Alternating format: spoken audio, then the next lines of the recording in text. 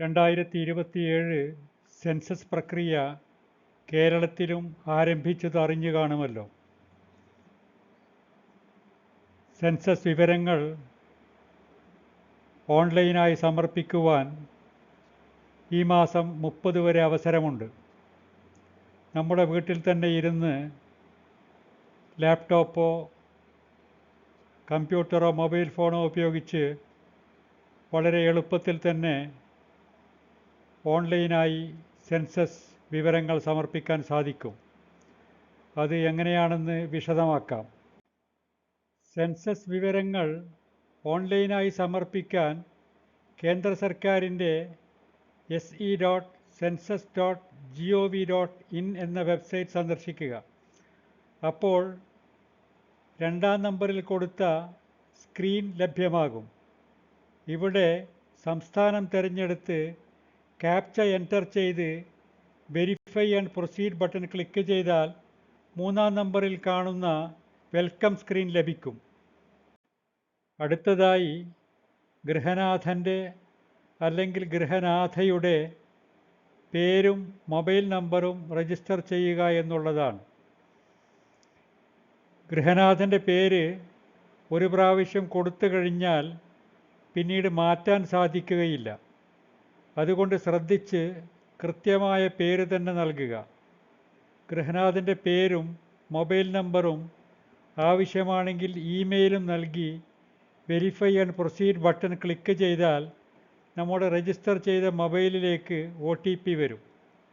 ആ OTP enter ചെയ്ത് ഭാഷ തിരഞ്ഞെടുത്ത് വെരിഫൈ OTP എന്ന ബട്ടൺ ക്ലിക്ക് ചെയ്യുക.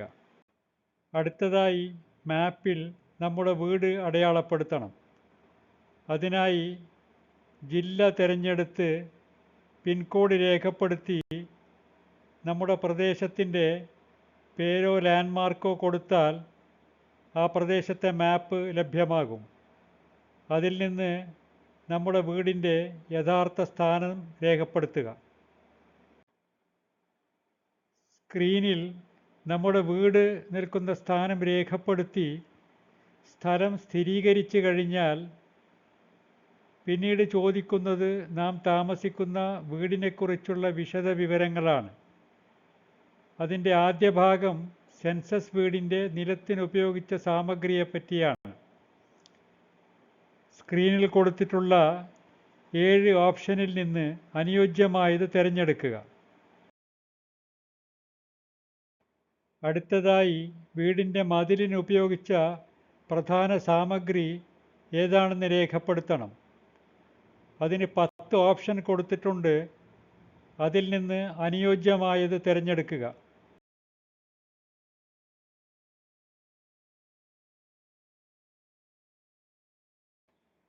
അടുത്ത ചോദ്യം വീടിൻ്റെ മേൽക്കൂരയ്ക്ക് ഉപയോഗിച്ച പ്രധാന സാമഗ്രി ഏതാണ് എന്നുള്ളതാണ്. അനുയോജ്യമായ ഉത്തരം തിരഞ്ഞെടുക്കുക.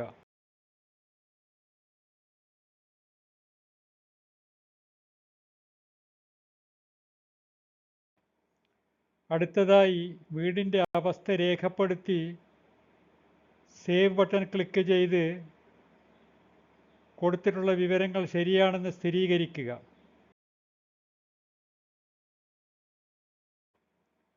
അടുത്തതായി കുടുംബവുമായി ബന്ധപ്പെട്ട വിവരങ്ങളാണ് ചോദിക്കുന്നത്. ഈ കുടുംബത്തിൽ പതിവായി താമസിക്കുന്നവരുടെ എണ്ണം കൊടുക്കുമ്പോൾ വീട്ടിൽ താമസിക്കുന്നവരുടെയും പഠനത്തിനും മറ്റും വേണ്ടി വീട്ടിൽ നിന്ന് പുറത്തുപോയവരുടെയും പ്രവാസികളുടെയും എണ്ണം കൊടുക്കേണ്ടതാണ്.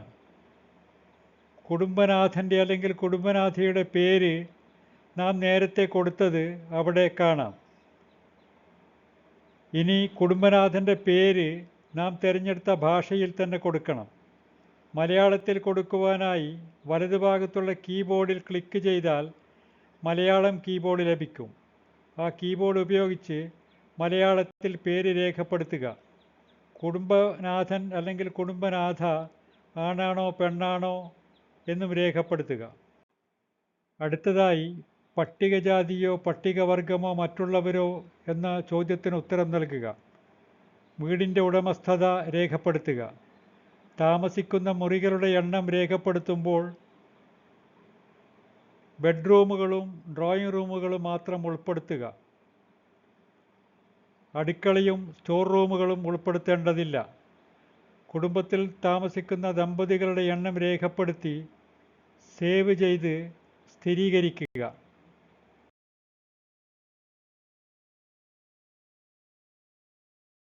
ഇനി കുടുംബത്തിന് ലഭ്യമായ സൗകര്യങ്ങളെപ്പറ്റിയുള്ള ചോദ്യങ്ങളാണ്. കുടിവെള്ളത്തിൻ്റെ പ്രധാന സ്രോതസ്സ് ഏതാണെന്ന് രേഖപ്പെടുത്തുക.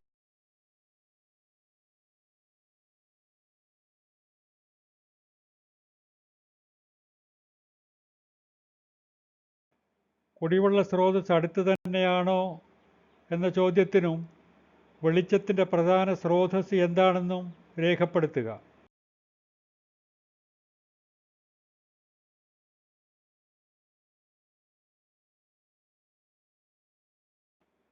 അടുത്ത ചോദ്യം കക്കൂസിൻ്റെ ലഭ്യതയെപ്പറ്റിയും ഏതുതരം കക്കൂസാണ് എന്നുള്ളതിനെ പറ്റിയുമാണ്. ഇതിനുള്ള ഉത്തരം തിരഞ്ഞെടുക്കുക.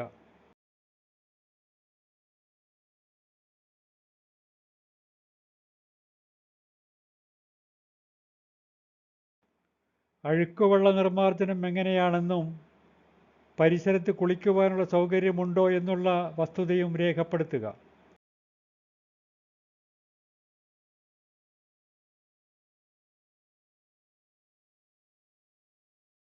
അടുത്ത ചോദ്യം അടുക്കളയുടെയും LPG PNG കണക്ഷൻ്റെയും ലഭ്യതയെപ്പറ്റിയാണ്. കൊടുത്തിട്ടുള്ള ഓപ്ഷനുകളിൽ നിന്ന് അനുയോജ്യമായവ തിരഞ്ഞെടുക്കുക.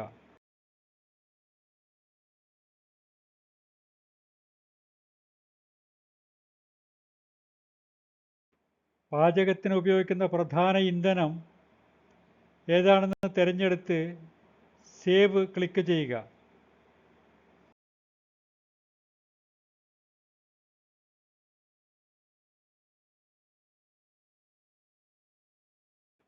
വീട്ടിൽ റേഡിയോ ഉണ്ടെങ്കിൽ ഏതുതരം റേഡിയോ ആണ് ഉള്ളത് എന്ന് വ്യക്തമാക്കുക.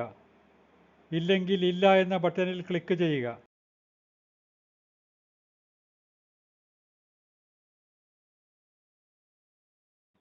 അടുത്തതായി വീട്ടിൽ ടെലിവിഷൻ ഉണ്ടോ, ഇൻ്റർനെറ്റ് ഉണ്ടോ എന്നീ ചോദ്യങ്ങൾക്കുള്ള ഉത്തരങ്ങൾ തിരഞ്ഞെടുക്കുക.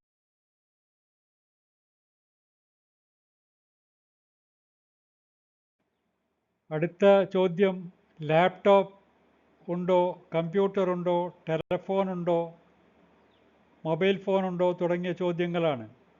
അനുയോജ്യമായ ഉത്തരങ്ങൾ തിരഞ്ഞെടുക്കുക.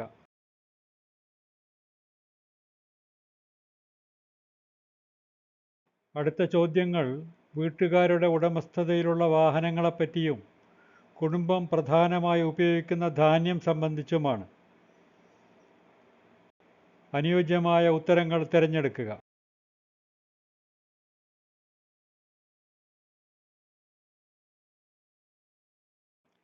അടുത്തതായി സേവ് ബട്ടൺ ക്ലിക്ക് ചെയ്ത് സ്ഥിരീകരണം നൽകുക.